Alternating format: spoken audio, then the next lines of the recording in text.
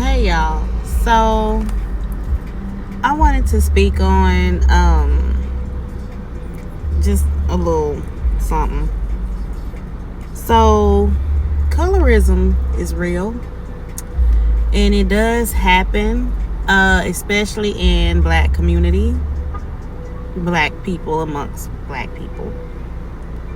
Um and why am I talking about this, you ask? Even if you didn't ask, or maybe y'all just don't care, give a fuck, and that's fine. My bad. But I feel like I'm supposed to talk about this because I've experienced this and it doesn't get talked about a lot. Especially, you know, in my circle or uh, people I'm around, whatever the case may be, whatever.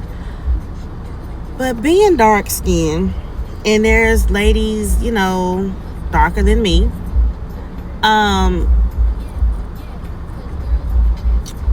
We do get looked over.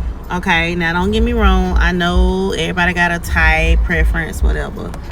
But when it comes to women amongst women, and I've experienced it personally. I just never brought it up. But it's just one of those things where when you try to have the conversation with your light-skinned friend about the things that you've experienced being a darker skinned woman, it kind of get,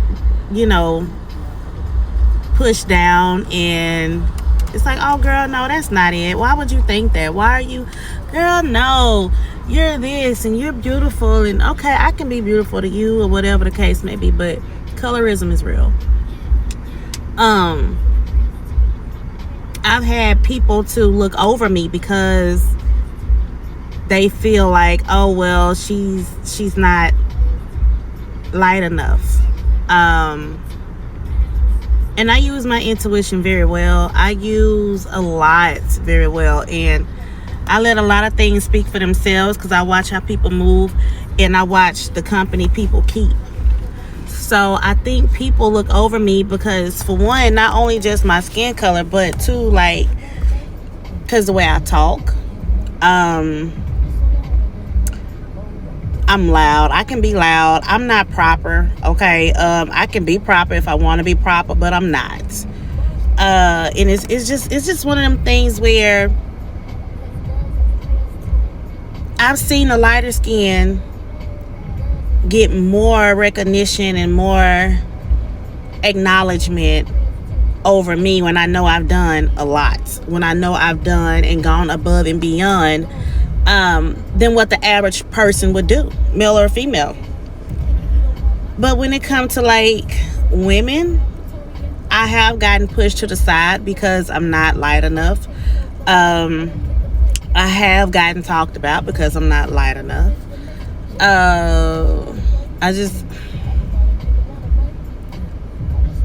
I've been placed in a box with certain people that place me in a box. Okay, they put me in a box and pull me out when they get ready to pull me out when they're ready to drain my energy, pull me out when they're ready to use me. But they consistently keep, the energy that they give to this light-skinned person. They continuously keep that energy with them, and they don't change up on them. They don't switch up on them. They don't.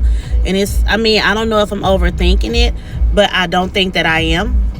And I'm not going to say that I am because that's just kind of suppressing the issue.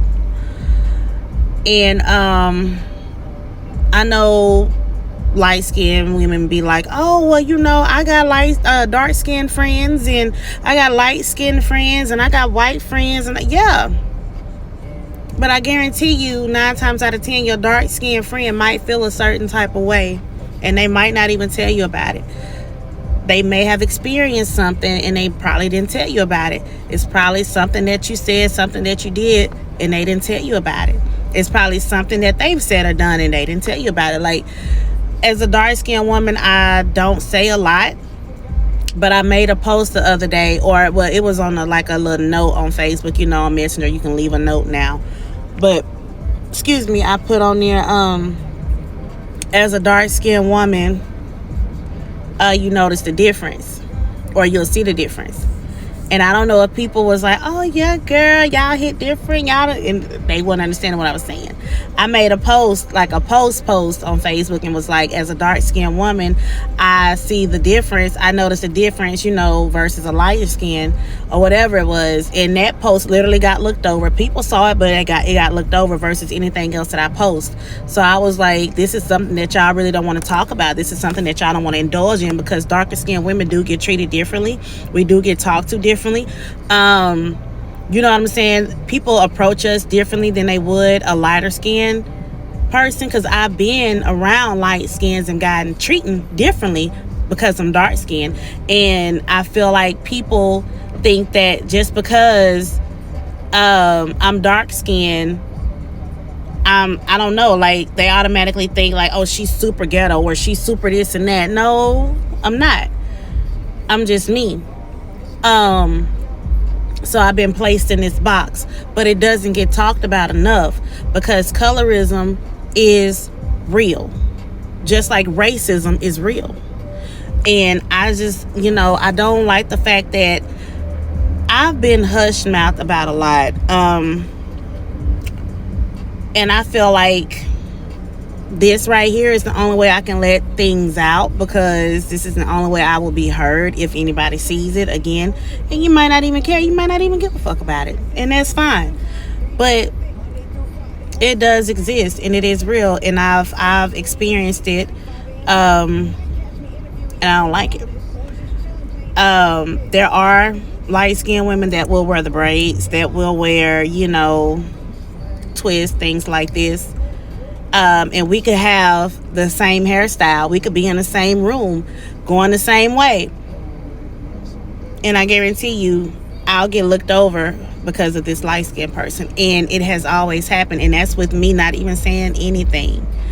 And people like what they like. Don't get me wrong. Like I say, they got preferences. But at the same time, how can you accept somebody? I've even been natural. Like when I had my locks, and I didn't have like no makeup on. My eyes is real. I don't wear contacts, nothing like that. My body is my body, boobs, butt, whatever, And I've gotten looked over because I didn't have the long hair, and I wasn't light skinned, and I didn't have, the extraness of whatever that it was that they were looking for. And I'm like, damn, like, really?